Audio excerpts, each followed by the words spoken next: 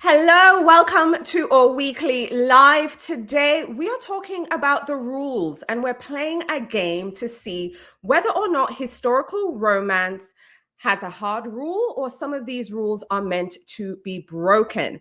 Because when you talk to readers, they're saying, listen, it has rules. It has rules about the tropes, about the accuracy, about feminism, just about everything that makes it work. So today, we are going to talk all about it. We're going to use a book to help guide us as well. We're going to use Rules for Ruin. It is our monthly pick. Here we go. There it is. That is going to kind of be our little guide. But overall, what we want to do today is have an overall discussion. But first and foremost, let's start easy. What is historical romance? Why do people have such strong reactions and opinions to it? Because I know you've been reading it for years. Yeah, absolutely. I think also it's so, generally people think historical romance, it has to be like Regency, Victorian, like those are the big popular ones, but there's a lot of different eras that are encompassed in historical romance. So technically anything that is set in the past, it's a historical romance as long as, the romance is a central story. But also as time goes on, I feel like that has also moved because Right. even 20 years ago, something that would be considered a mid-century romance was not historical, and now it's kind of seen as historical. So it's a flexible thing. Well, I started reading it just because I wanted to read contemporary, but I wanted a historical setting. So I definitely have thoughts. So for today's game, you are going to vote with us live. So live chat, you're going to vote. Let us know in the comments if you feel this is a hard rule or if it is meant to be broken. We're going to go down 7 rules, like, 7 quote unquote rules that people have been saying for a while. And by the end, we will put one book to the test. We're going to put up again Rules for Ruin. This is going to be the test subject at the end, but we are talking about the genre in general. So this is kind of like a little fun fact here, because I am the person showing up for like the book club discussion having not read the book because I didn't get to it. I just did not get to it. I did, but listen, you don't have to read today's book. But I have read a lot of historical. I bring you the old energy. Exactly. So you don't have to have read this book. It's going to be a general chat. Yes. But I want to also know for people, based on what you just said as well, let us know in the comments whether you're watching live or you're watching the replay. What is your go-to era for historical romance? Do you gravitate to Regency, Victorian, medieval, something else entirely? Let us know. But let us get into the game, okay? Because I'm excited and we want you to vote as well. Live chat, let us know. And all the things. I'm super excited that we have someone who says this is exciting already. So we want to welcome the librarian of Alexandria. Hello, hello, hello. Hi, fun discussion. I'm glad you think it's fun. Let's get into it. Okay, so rule number 1. Remember, rule. Let's see how much we're going to fight on this one. Yes, number 1. Historical romance is romance first. And the history is just like background. It's like wallpaper. It's just there in the background. Is this a hard rule? Do you feel like we have to have this? Or do you think it's something meant to be broken? Okay, so romance, yes, that is central. History being wallpaper, no, because the historical aspect is important, but it's secondary. So that's, I would say you cannot break the rule of the romance being center, because then it's not a romance. I feel when history is just background, like the wallpaper, I think you get lazy writing, in my opinion. And I know I tend to be super critical of books. I also read books through a literary lens because in a way it's like, yeah, the writing comes lazy. The love story is kind of like, a costume. I like when they use the history to be a central part of it. Like it's a central conflict. So for me, it's like, okay, yeah, I'm here for the romance, but I need a history to provide both the obstacles and the atmosphere as well. So in my opinion, I think this is a hard rule. Yeah. I don't. It's like you can't read a historical romance and have like just, oh, it's just the dresses and the balls. Like it can't just be that, because then you No. might as well read a contemporary romance with the masquerade ball, you know? That is how I feel. Let us know your thoughts in the comments. We have the librarian saying, honestly, no go to, except haven't read much Middle Ages. That doesn't mean it might not be good, just haven't read as much. Okay, great. But Yeah, also, I like both. Yes, I'm a Pollyanna. Yes, yes, person. Okay. I'm just saying for this one, it is hard. And in case you're just joining us live, we're going through some rules for historical romance, and we're saying whether it's a hard rule, it has to have it, or we are okay if this is meant to be broken. The first one is historical romance is romance first, meaning that is just the priority, and the history is just background. For me, history needs to be essential. It needs to be essential conflict in it as well. But also, I would say if romance is not central, then you're reading a historical fiction novel with a love story. But I feel like the historical elements need to play into the romance. Like, I guess we can have both. Sure, yeah. But I think where I'm hinging on the rule is that the historical bit is wallpaper. To me, it cannot be wallpaper. Exactly. Cannot be wallpaper now. So that is kind of like you know, the thing I'm hanging this one on. But yeah, y'all let us know how you feel in the comments. All right, let me get to rule 2. Okay, rule 2. The time period has to feel like a character, not a costume.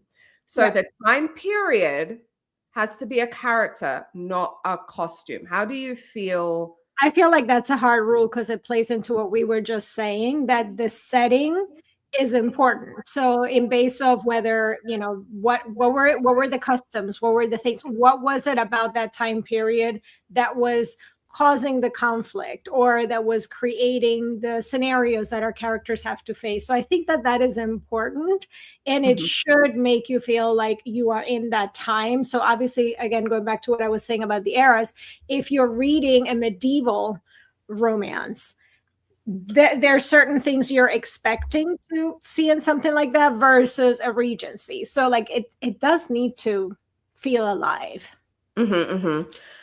For me, this is a hard rule. Like, if I can swap out something from like the 1840s, let me give you an example. If it's set in 1840s, let's say London, but then there's another book that is set in 1920s Paris, and nothing about the plot changes, for me, the setting has failed. Because a great historical romance makes you feel like this could only happen in this era. Like, there's certain things that are unique across, you know, because love is universal to some degree. But I feel like there's certain things, like you had to be in this place for this to happen. You also had to be there during this time because this was a drama and mess or the central thing at the time. And I mean, even if I think about now, like people in the future, they're going to look at the political landscape of now and how it affected relationships. Like some people can't put up with certain things in relationships now because of the current political landscape that they might have pushed to the side in the 90s or the 80s. You see what I'm saying? So for me, it is a hard, I'm a hard liner on this, though I know some people, they're all about vibes. They maybe just want like the candlelight setting, the ball gowns, the carriage rides and stuff. Because readers are different. You know, readers come to books differently and have different expectations.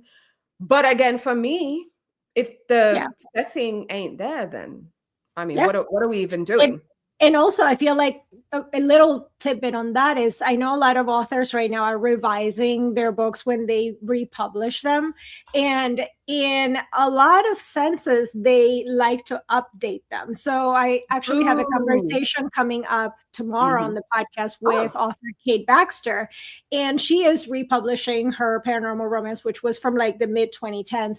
And she went in and updated some things. And she was talking about how there's like a phone book, looking for a number in the phone book, or there's a lot of authors that will go in and update references of beepers and things like that. And that's like superficial, but there's also other things.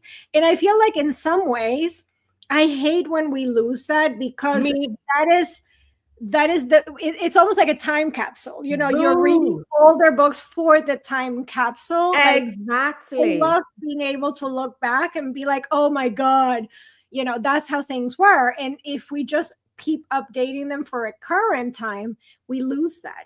Okay, y'all let me know in the comments if I am just insane, but I'm like, boo, tomato, tomato, tomato, a baker's dozen tomatoes. I don't want books to be updated to this present time. Yeah. Like, I don't. I don't either. Again, let me know in the comments and chat. Let me know if I am just so off base. Victoria is crazy. Let me know. I don't want it revised. If it was problematic, listen. We can have a conversation about it. Like, y'all see what I look like. Right, to be able to open up something that is older and seeing how far we've come. That's also something we're doing on the podcast. We're going through the vintage old romances, and yeah, they're problematic, but we can have a conversation about that. And people that read it then can maybe see how they have changed, or how maybe something now makes them think differently about something that they liked before that they might have not seen it. So if you remove that, I think it does a disservice to our understanding of everything. I am boo, tomato, tomato. Listen, I'm boo, tomato. I don't want anything to be updated. Y'all see what I look like. Okay. Yeah. It was not a good time for people who look like me. But I wanna read that. Right. I want to read like, what did y'all have to go through to kind of get to your how were people treated during that time? Like, see, the problem is I think it's all rose-colored glasses, and it seems like the librarian of Alexandria agrees with us as well. Also says, true, good point. The book does not need to mention the date every page. I agree with that. Sometimes they overdo that. Yeah, you don't want to be hammered. We don't. But I do agree. Yeah. 2006 is different from 2016. Like, facts. Yeah. The way how people are meeting and falling in love now is very different. The things, the standards or things that they might have pushed aside, red flags have changed, you know? And yes, keep the phone book. Don't revise that. Like, listen, if we were writing something from like the early 2010s, like it's going to be Blackberries and BBM messengers and we're in a group chat, but it's also going to be very different from, do y'all remember, again, aging myself, when you used to be on the house phone and you're talking to your friends? I was going to say, you used to like talk to your friends on the phone, and now I don't want to pick up the phone. like it's house phone days. Like, let's be so real about the 80s and the early 90s. Like, we were all on house phone. When actual cordless phones came out. Oh, wait. Like, we don't have to like be stuck to the wall anymore. My granny took a while to switch that out. So I had the corded phone and I'm walking around with the phone thing and I'm talking. My grandmother took a while to switch that out. And then picking up the other phone. Get off the phone. Listen, parents used to be embarrassing, picking up the other phone down the ends because we had two, and embarrassing you. But also when the breakthrough thing came through, when you could do like an emergency like breakthrough and it breaks through in your calls. Again, I'm aging myself, but these are like some things that used to happen. Yeah. You're getting cussed out for long distance phone calls. Anyway, this is not about me. Let's move on. Readers should not need updates like that. I agree. Problematic language, good revise, but not. Oh, we lost her. Okay. So we will just chit chat until she comes back, because I can't bring up comments. But yeah, definitely problematic language can be something that can be updated, especially if the author's still alive and all of these things. I think that can still work out. There you are. Listen, technology was like, this girl needs to go. We were just talking about technology, and technology was like, get out of here. Get out of here, girl. Bye. Disappear. What other? Oh, we had another comment. My romance has no limits. Hello, welcome. I don't like when they update books based on today's readers' opinions. Boo! Tomato, tomato, tomato. A baker's dozens of tomatoes. Thank you. Yeah, I like the historical record to stay accurate. Stay there. It was published that way. We can have our learning experience from it. Yeah, I mean, you know what? I go back to I agree, problematic language, good revise, but not technology. I mean, even sometimes, here's the thing. I'm a scholar of the classics. And like when I reread certain things, like certain languages that were used back then to refer to certain people, it is still there. And I know it sounds crazy, but I kind of feel like we shouldn't revise it either, because that's what people used to say. And I feel like growth. It's like, I remember being in school and the R word was normal. Like people would call people the R words, would call Right. people boys, the S word that ends with Y. I ain't saying it, but y'all know it. Those things were common to that time. And I feel kind of like also removing that erases the experience of people that were called that during that time. It's weird. It's complicated, but my rule of thumb is whatever the original was, keep it to the truth. Where I think we can update, especially again, me being a scholar of the classics, is in the introduction, I was mention that. mention that, yes. Because It's almost like adding trigger warnings and all of those things so that people yes, know what they're getting. yes, because I do I think we learn and we grow and we should evolve. I feel like if we're publishing a 20th anniversary, just for argument's sake, it can be 10 years, it can be whatever. But if we're publishing something that was a piece of work back then, we have changed and we've grown. I think the introduction can reflect that. I think the trigger warnings can reflect that. But I fear, and this is my fear, is that we erase. It's like we're rewriting history and what it was then. So the new readers who are reading it 20 years later would be like, oh my God, we were so savage. Actually, yeah, we were. But now you have the context in the introduction to kind of say, in the foreword to say, we have evolved. You know what, you know what I mean? I think that's especially helpful for younger readers that were not there. Like we kind of went through, especially as we're a little bit older, like we went through some of those times. So for us, it might be like, okay, so we have evolved, but somebody that's younger, if they don't have the experience and then they're not exposed to it, they may lose why that is important not to, like that history of, I guess. Because if I read something from the 90s, right, being in high school in the 90s, and it doesn't have certain things, I'm gonna be like, this setting is not setting, boo, the atmosphere isn't there, or experiences for that time aren't there. It just means you don't know what we were talking about. But also, I'm glad. Oh, you didn't talk to your friends on the house phone much? Well, here's the thing. My friends never live close to me. So the house phone was house phoning. It had to be the house phone. There was no, none of that. And I was also sent away for school. So for me, none of my friends lived near me. And then I got cussed out over long distance. Okay. But anyways, if you're just joining us, welcome. We're talking about historical romance and the rules. We went down a rabbit hole. We went down a whole rabbit hole. Let's bring it back. The rules, and we are voting. So you can vote in the comments whether you feel this is a hard rule, meaning this should not change, or this is something that is meant to be broken, which is why we're going down all these historical contexts and things. So rule number 3 is that the love interest, hold on, let me get my text up here. Okay. Number 3 is that the love interest must be titled, wealthy, or powerful. Or what are they even doing here? So people are saying for historical romances, broken. What? Meant to be broken. Period. Titled, wealthy, or powerful. What is that? Let's focus on that. If people feel if they're reading a historical romance and it's not one of these people like a duke of something, or wealthy or powerful, like what are we even doing? That is what is super popular, and it's all over the place. Yes, there's an abundance of that, but I love to see other characters. Like, please write other things and show us other things and other experiences, and get out of England too. The world existed. Listen, I am against that. I'm against that wholeheartedly. It doesn't have to be. The Librarian of Alexandria also agreed. I like romances with untitled characters. Also saying they don't need to be rich. Listen, in your opinion, listen, we're all sharing opinions here. You don't have to. You don't have to say in your opinion. We're all sharing opinions here. We agree.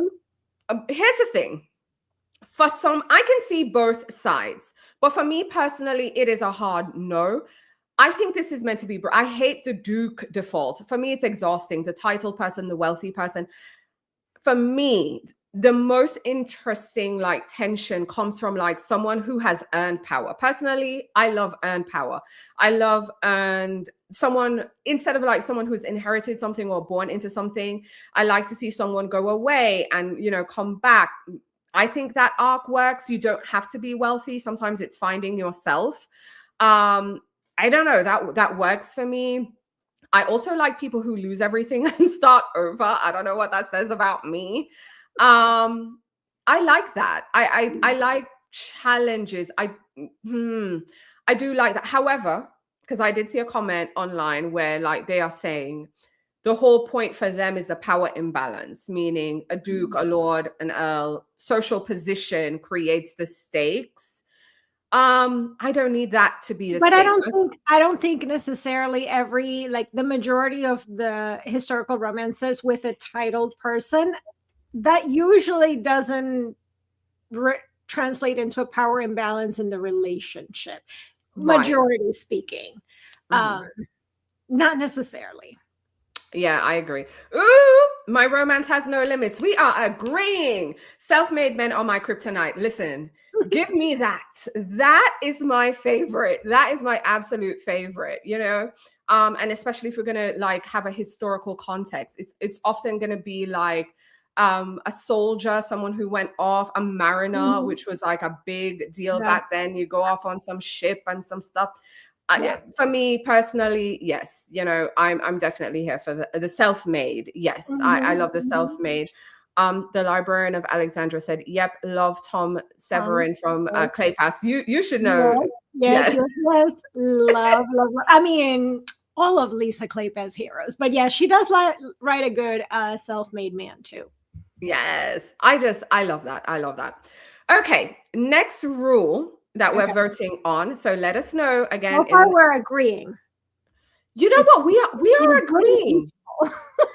We are agreeing. I think with rule number one, actually, now would be a good time for a recap. Rule number one was romance first, history is wallpaper. For us, we feel like, no, that we need a history, you know, can't be wallpaper, but romance, yes. Correct. Yeah. Setting as character, I think we need that. That is hard for me. I need the setting to be there. As for the titled, wealthy love interest, that can be broken. I don't need that.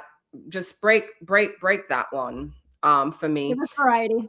Yeah. Okay, rule number 4, everyone. Okay, rule number 4. Every great historical romance has one non-negotiable trope. Every historical romance has one non-negotiable trope. Like, do you think that needs to be there? Yes, I no? feel like most romances have at least one trope, even when they're not writing to tropes.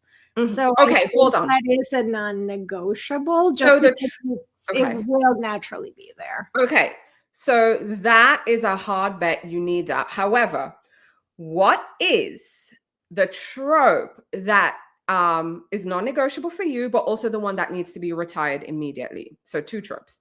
The one. So I don't think that I have a non-negotiable for genres. I think it has to be the trope that works for the story. And I hate when you can tell that an author is writing for the trope as opposed to writing the story, and then it just happens to fall into, just because we know so many tropes now. Tropes that need to go away. I mean, I hate miscommunication. That can go. Oh, that is my biggest one. Huge. Miscommunication can be retired immediately. Huge. Especially when it's like miscommunication that prompts like a third act breakup. Yeah. Why are we here? Why are we dragging? So, I mean, that could just go for all romance, not just historical, in my opinion. I think for me, and this is just personal, so this is me telling on myself. I read them. I sometimes enjoy them, but I always say that could never be me. So this is where I'm telling on myself. Okay. I could never, I don't understand. I read it for escapism, but I don't understand a second chance romance. I really don't. Because I am the same. I love to read it. I do, but could never be me. No.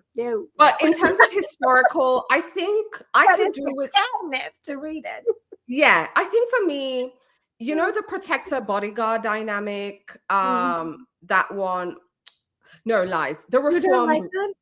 Yeah, I like. That's why I was like, wait, Oh, that's what I yeah. like. But I don't like the reformed. Anybody who's being reformed, like whatever their bad. I don't believe in that. That to me can just go over there. I don't Yeah. need someone to be a reformed anything. That can go. That can go. Okay. Um Lyra says no miscommunicate. I hate that. Yes. I am Yes. not a miscommunication person. Like, no. Hated wherever it shows up. Agreed. Sometimes letters get lost in historical books, so it works that way. True. That I would not consider miscommunication though, because there's a reason for that. Like there's a reason Right. for that conflict.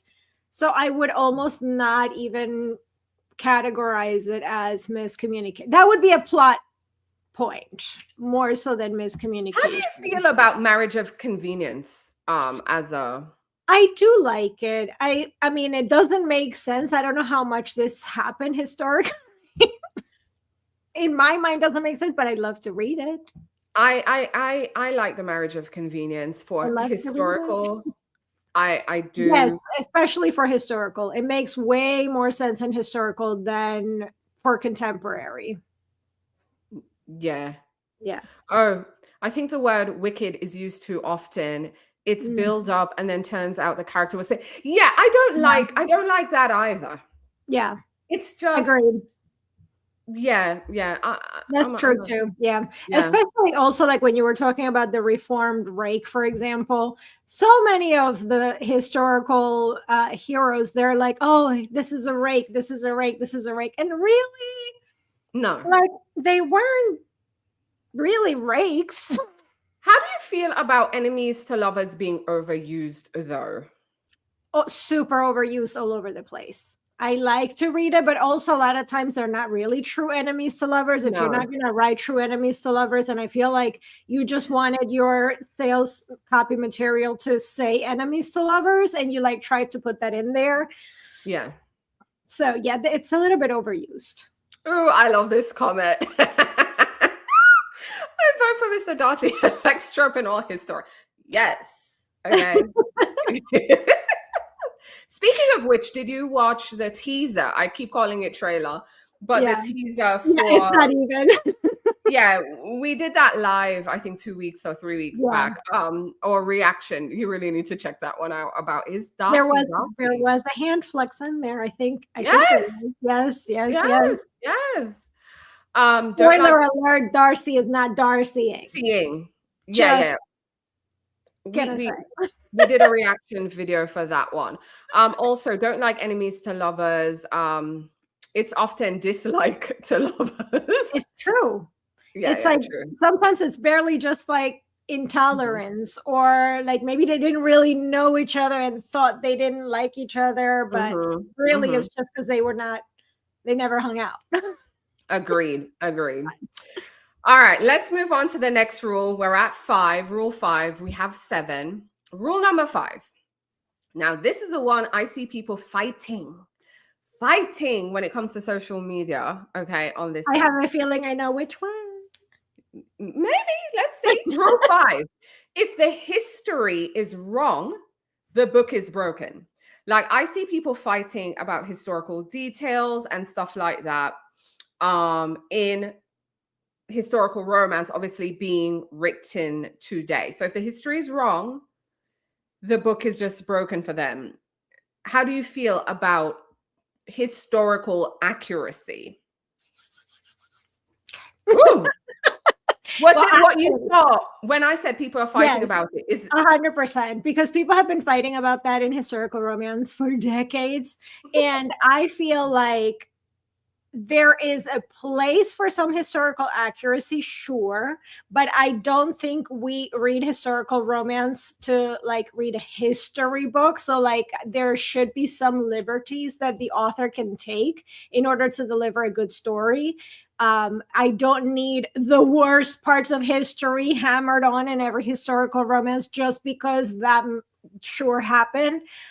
So I think that yes, but we need liberties with it. Like Sure, if you're going to completely make up something different, make sure that that is included in the blurb so people know that going in, that there's a lot of liberties that were taken. But otherwise, I am not reading a historical romance necessarily for perfect accuracy.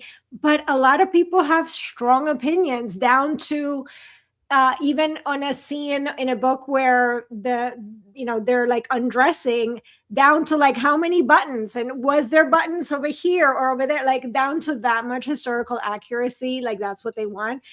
I don't understand that. That is not why I pick up a historical romance. And I feel like a lot of times it bogs down the book or it affects the story, especially when they really go into, yeah, things were like this. And what they're referencing is all the horrible things, and us having to read that just because it's historically accurate. But it's also historically accurate not to have that kind of story, because those also existed. So Mm. yeah, I'm gonna say that one is meant to be broken. Ooh, But I interesting. think that one is controversial for a lot of people. I think it's controversial for a lot of people. I see it a lot. I just decided let me edit these banners so y'all know which rule we are on. So that's what I'm busy behind the scenes doing. Okay, live show people. This is a live show. I feel. Hmm.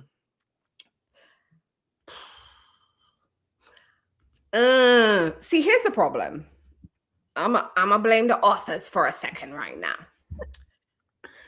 I feel sometimes authors try to do too much. Okay, respectfully, I do feel like authors do too much in terms of, for example, don't try to put all these details into the book and then get mad, in my opinion, when people, I guess, react to it differently, right? So I'm trying to find a good example. For example, we have a Regency heroine and she's using slang from present day, like Mhm. 2023. Like, I think you have to be careful with that. I'm not saying you have to put on all the airs and the to-dos and the way they spoke, but I don't expect slang, you know? Right, right, I don't. Normal English is fine for me. I don't need it to be written in the Victorian era way, right. but then also having characters behaving in ways that are completely unthinkable for that era doesn't make sense. For example, the one bed trope, going back to the going back to the trope, like, I'm not saying it didn't happen, but it's just like, what were the odds of that, really? I don't know. There's something with that, I feel. I also think, like, when something is trending, authors rush to, Mhm. create these books and characters, and in a way it will pull me out of the story, because I think historical romance asks you to kind of believe in a world and in a time. And when it's obvious, like, you didn't even spend any time kind of looking into a handful of things, I don't Researching. need, Mhm. it feels like disrespect. Yeah, However, 80% of me feels like, look, it's a fantasy. It's not a documentary. Like, nobody needs to learn how the Duke really made his money and he had tariffs on this and he was leasing land and all those. Look, a lot of that is forgivable. Just, I guess, don't get too defensive if people call you out on stuff. Just say you're not writing a historically accurate book. I think the more right. transparency. I think uh, transparency fixes that, because there's going to be yeah, authors that write very accurate, and there's going to be authors that don't, and then readers can then make their make choices their own into what they choices. want. Mhm. I think they can make their own choices. Do I, me, Victoria, do I need it? No, I don't need that. I'll go read a book from that time to get that. Again, scholar of the Right. classics here.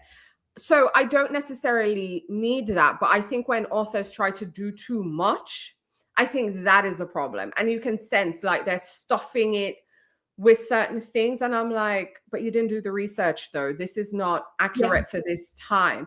That's when I feel like you're doing too much. So And there's authors that do show you that they've done great research without bogging you down with a ton of like super historical accuracy. Like, for example, Lisa Kleypas that we were just talking about. You can tell she does a lot of research, comes through in her books without like hitting you over the head. And will there be some things that maybe would not have been as possibly are also there. So I think that there's a happy medium is what I'm trying to say. I think there is a happy medium. Yeah. But readers get up in arms. Readers get up in So much. arms. Yes, so much.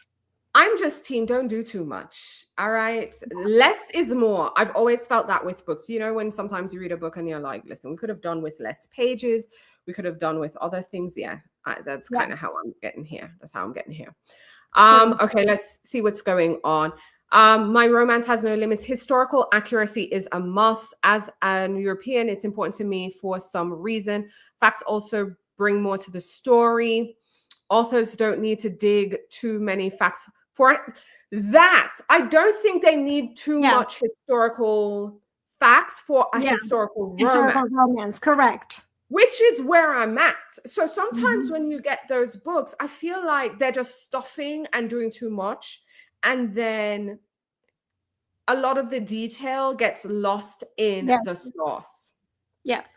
It also feels lazy. Respectfully, it also feels lazy. But I think the big problem is filling in page count. It's page count for these people. They're trying to fill it up, but also it's like jumping on a trend.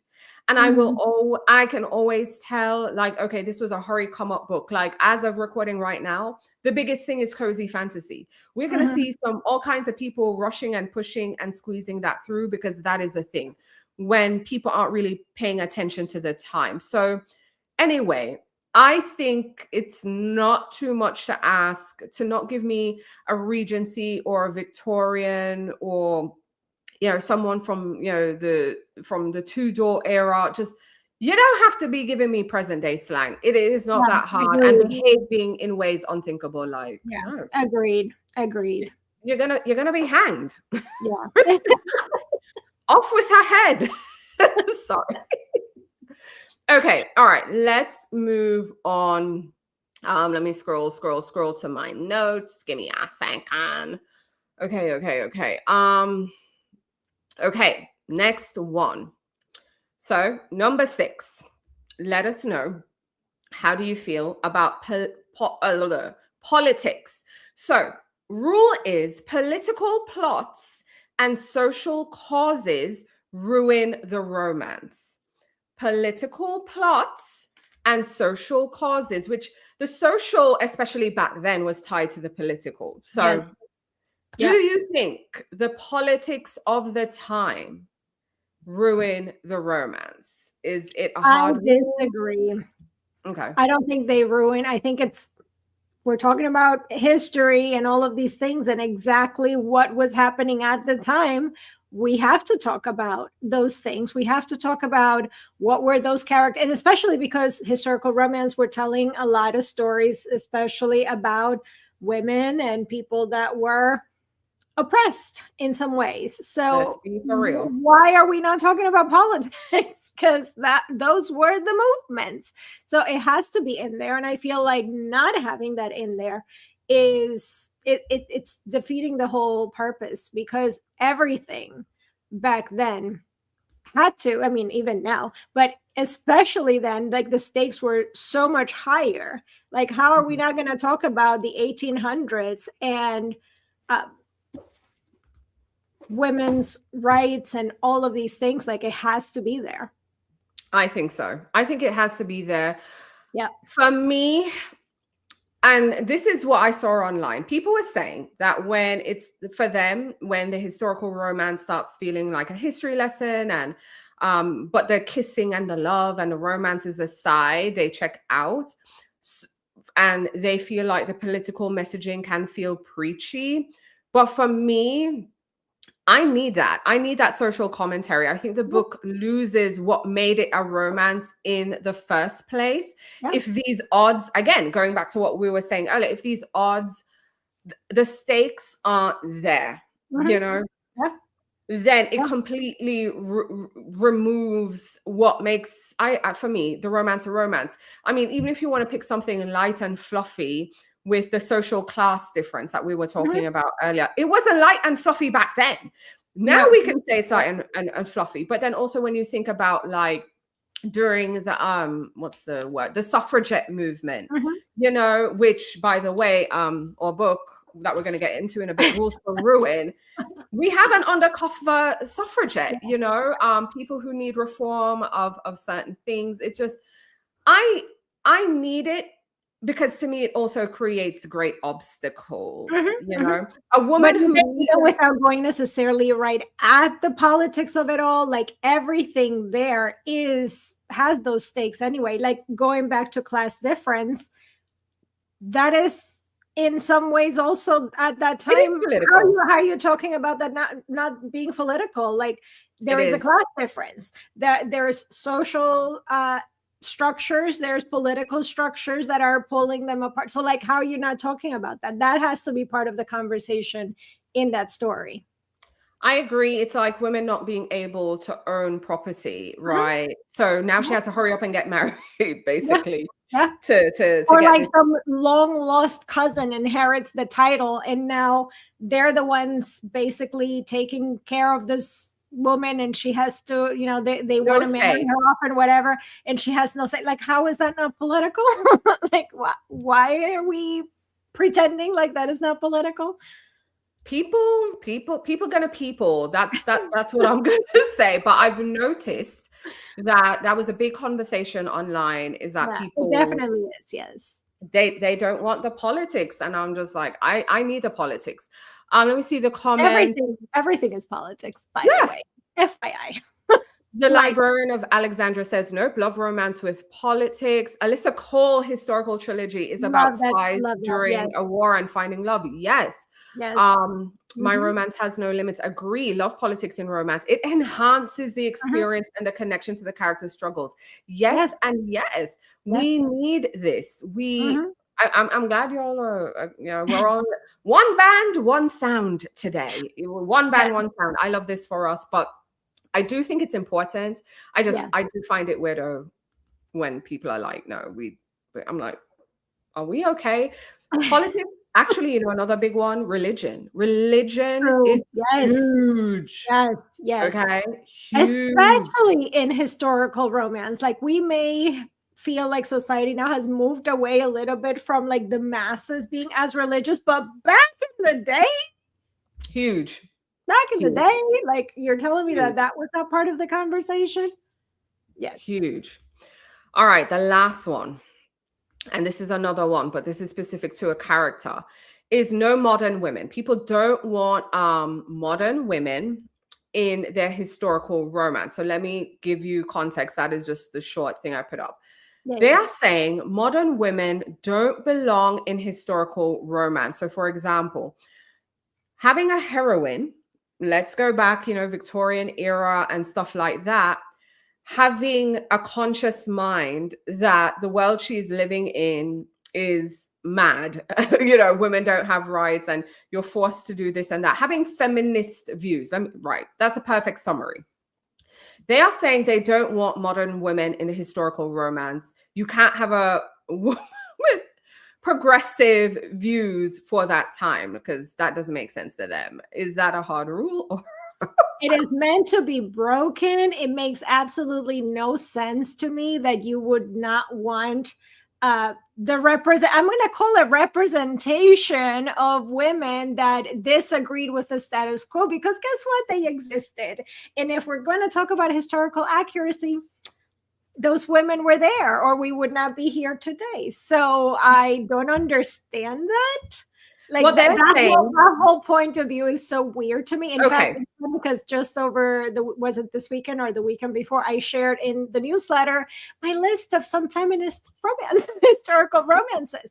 Because guess what? Women were, you know, like, how do you think we got the first female doctor in the 1800s? Like, those women were there. So how are we not going to include them in the romance?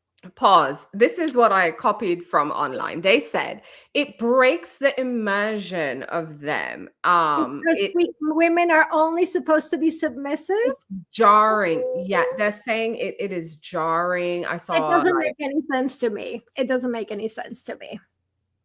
listen, I don't know. I don't know. Makes absolutely no sense to me, because guess what? Those women were there. They're the movement. Librarian of Alexandra said, huh? Question. People have always been progressive.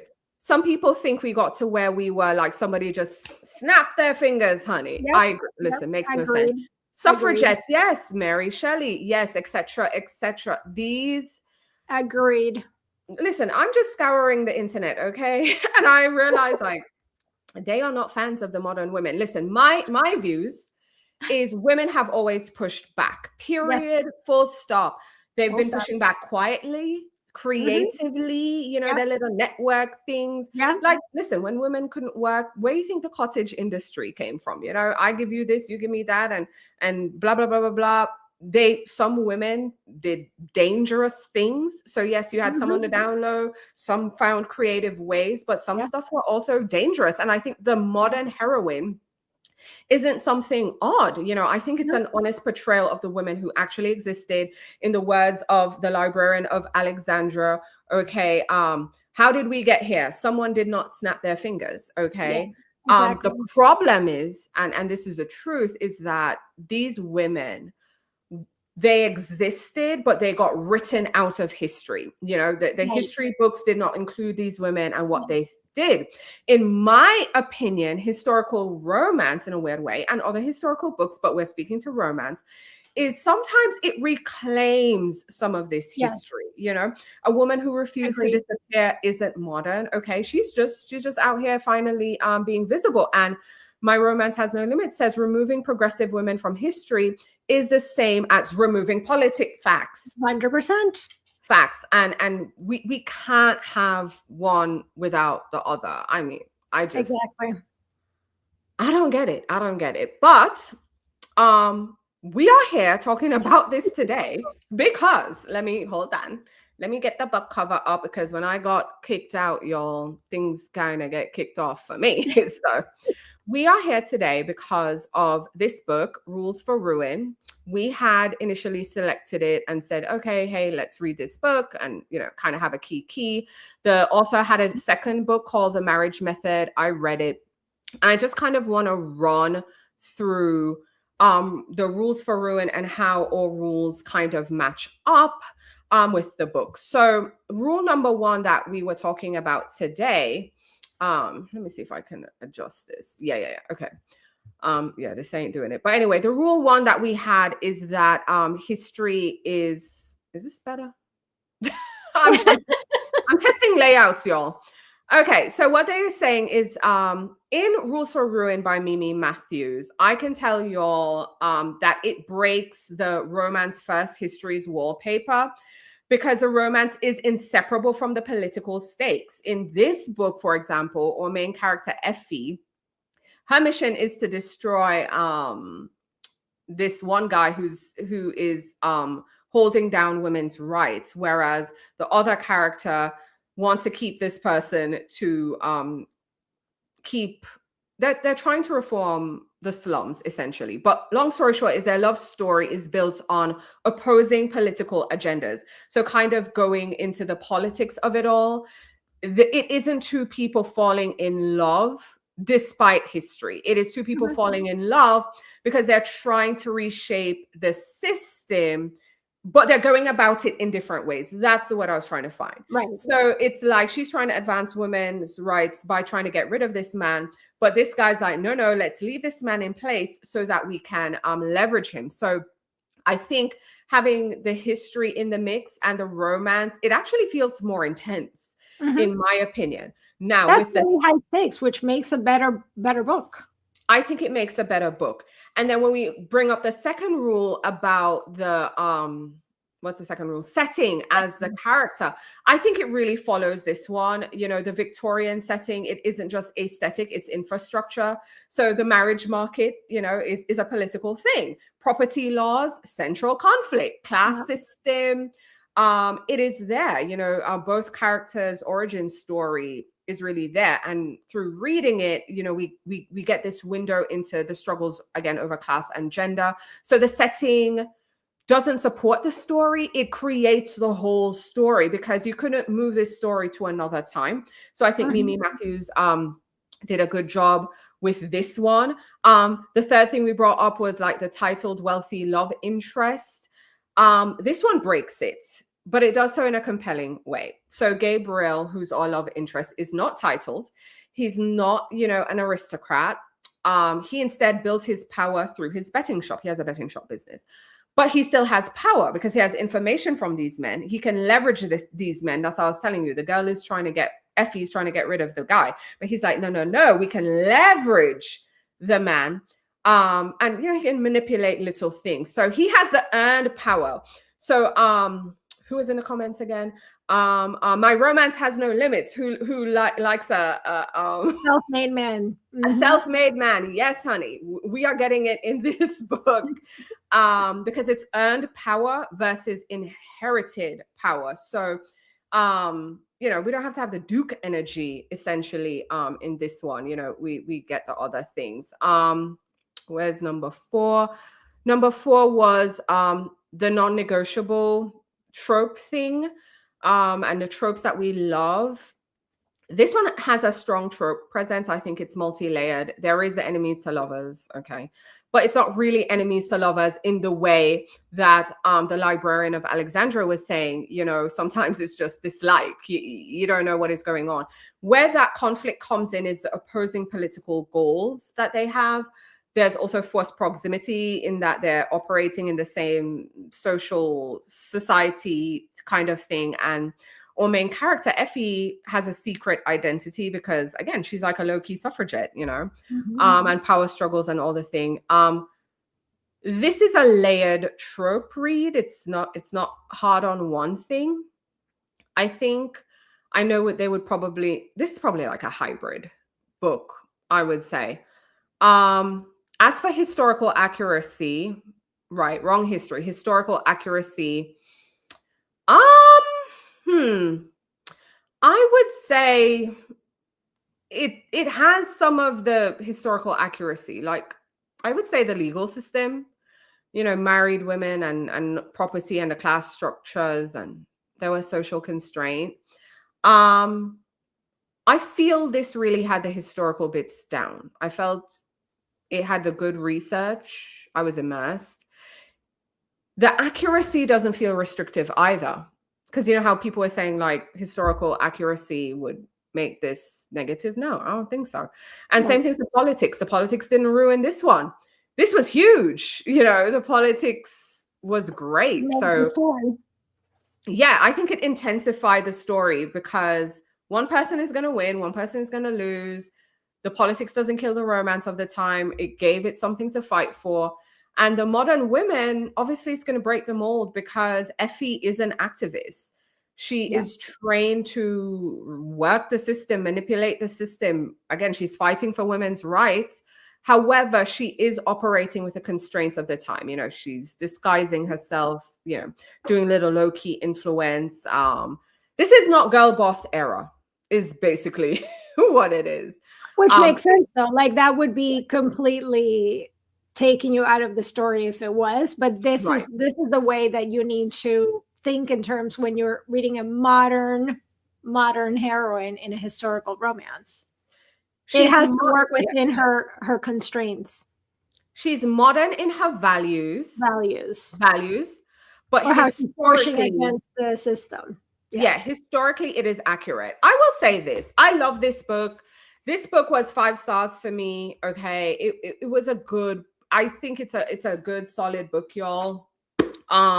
It's the first book in the Crinoline Academy. I read her second one, which, I did have the cover. I read the second one. The second one was good, but I think the first one is best. You know, I do have first book in a series bias. I will admit that, but on a line by line level, I think it was great. I do think it was great, but we want to know like what historical books have worked for you. I see the librarian of Alexandra said a great book you should check out, Things a Bright Girl Can Do by Sally Nichols. Do you know that one, friend? No. Okay. The librarian of Alexandra says it's about the suffragette movement from different classes. Also goes on to say it has romance too, but mostly a feminist fiction book. So we should add that to our reading list, folks. Y'all take Definitely. this down. Things a Bright Girl Can Do by Sally Nichols. She also goes on to say, have not read Rules for Ruin, but want to read it. Yeah, I had a fun time with it. I really think it was solid. I think it came out last year, summer, right before the summer, like May, April, thereabouts. And it was a good read. But let us know overall, again, if you're watching the replay crew, let us know. We want you to vote on whether these are hard rules or not. Quick recap. Do you know, is romance your only priority and is history just in the background? Let us know. Let us know how you feel about the setting as a character. Like, is setting important to you? Do you want to be immersed into that time? Does your love interest need to be titled and wealthy? You know, Duke of this, Earl of that.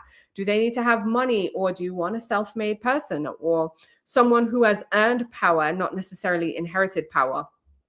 Let us know what your non-negotiable tropes are. What are tropes that you love to read, but also tropes that you want them to get rid of? Because some I think they're overdoing in these streets. How do you feel about historical accuracy? Does it need to be to the T? Or are you okay with, you know, it not necessarily being accurate? Do you think the politics ruin the romance? And also, how do you feel about modern and progressive women, also again in historical romance? Vote. Let us know how you feel on these thoughts. Also, let us know your recommendations because we want to add more books to our reading list as well. We also have another one coming in from the librarian of Alexandra. I recommend, is that Adriana or Adriana? Mm-hmm. Adriana. Herrera, Lisa Clay Pass, and Sarah McLean. I co-sign all of the above. My Romance Has No Limits. Yeah. Kerrigan Byrne, I also co-signed. I love her. I have not read the Kahani. So let us know what's your favorite to start so I can read her. Alexandra Vashi. Love, yes, love. And Liana de la Rosa. Love. And Liana de la Rosa. I love these two. Definitely co-signed these two. I think I recommended Alexandra Vashti in my recent guide. Either it's the winter guide or the spring guide. Love down Liana de la Rosa. I love that it's on my bookshelf in front of me. I'd have to go get up and grab that. Love those books. It's a trilogy. Listen, I gotta find that. The books, let me just find beautiful covers, but also beautiful stories. Like just really good stories. Amazing stories. It's Anna Maria and the Fox is the first one, right? I think. Yeah. 2023. Yeah. I gotta get that book cover for y'all. Just give me a second. Wait. Live show people. That book, that trilogy, tens. I love it. You know how you were just saying that you have like that first book bias. Usually I'm usually like, no, it's a different one that's good for me. But in this series, I have first book bias. I love that book. Right? I love that story in the first book. I mean, they're all good, but I love that one. They are all such wonderful books. Okay, cover is incoming. Y'all just wait for it to upload. The internet is interneting. Live show, people. Live show. So beautiful. Such a beautiful cover. But I'm telling y'all, the story. This is the first book. Okay. This is the first book. The story is just giving. You're gonna want to read the other ones. Yeah, it's just woof. I do recommend this one. We got politics, we got religion. Yes, the religion bit, because I think religion in historical romance, I mean, like, let's be so for real, people. That was the time. Religion was a big thing. But we know today was a very specific topic. But listen, if you are new here, we go live every Thursday, okay? We understand y'all are busy, so you can't always, make it, but you watch the replays. We hope you do, please, and thank you. Support us by watching the replays. These are our upcoming shows. Next week, we are doing a wrap-up. Next week, we're doing, what month are we in? March? Listen, I had February written down just to tell you all, I can't believe how the year is flying on by. Next week, we're doing a March wrap up. Come join us. Let us know just some of the books you've been reading this year so far. It doesn't even have to be in the month of March. Just come join us. Tell us what you've been reading and loving. But we do want to give you a preview into what we're doing in April. We're going to get into spring tropes. So if you especially loved today, when we really got into historical romance and the rules, you're going to want to show up for our spring tropes and themes. We're going to be ranking them. It's going to be a good time. We're also going to have a book donation intervention because we need to purge. I have too much stuff on my floors. I need to give away some books. We are going to have something unique and fun around this donation intervention. You can vote on what we should keep. Even though we're like, listen, this has to go, you can vote on what we should keep and maybe read and give that book a chance. So come and, be a part of this intervention. Yes. And then we're going to go back and have some fun with first lines. We're going to read the first lines of some books. So we're going to read like a couple lines and you're going to let us know, okay, does this sound like something you're interested in? Has it hooked you, or are you going to pass on the book? So those are just some of the shows that we have upcoming. Again, next week is a recap, so we hope you'll join us live. But yeah, I think that's it for today. Thank you so much for watching. Definite special shout outs to the Librarian of Alexandria for sure. Also, My Romance Has No Limits. We really appreciate you all sharing. We also got more book recommendations. Last one before we sign out, Flowers for the Devil by V. Kahani. Okay. So there you go. You got your starting. Yes, you got your starting point. And this one as well. Hold on, I can't see this full title. What is wrong? Jacqueline, can you read Benson. That? Jacqueline Benson writes Indiana Jones style romance. Right. Which is really interesting, and I will have to go check that out. See, we're getting book recommendations left and right. So we hope you'll join us next week. Thursday, 12 noon Eastern time, we go live. If you can't catch us, catch the replay. Follow both of our channels. We are at Under the Covers Book Blog and Biblio Lifestyle, and we'll see y'all next week. Bye. Bye.